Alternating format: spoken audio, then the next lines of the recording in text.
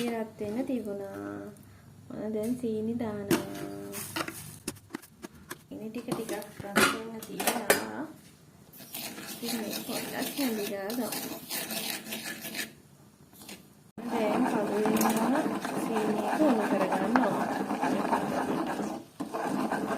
චුට්ටක්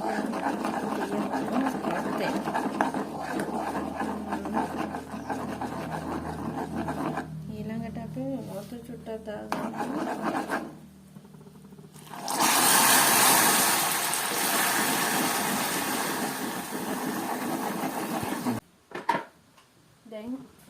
දැන් අපි මේකට දාගමු අවු මිරිස්, රතු ලුණු, කුරුඳු පොතු ටිකක්, සුදු ලුණු ටිකක්. ඒක දාගෙන ඊට පස්සේ අපි දාමු මිරිස් කුඩු සහ තුන පහ පොඩ්ඩක්. දැන් අපි ආපහු මේක හොඳට කලවම් කරනවා.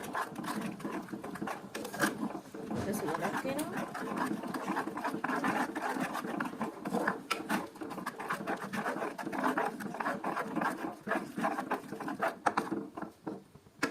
ලෑස්ති වෙන්නේ මේකට අඹ ටිකක් දාගන්න.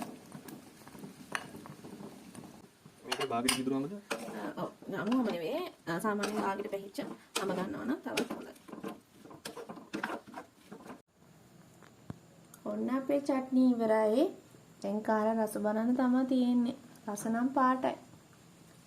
වීඩියෝ එක හොඳ නම් subscribe පාරක් දාගෙනම යන්න.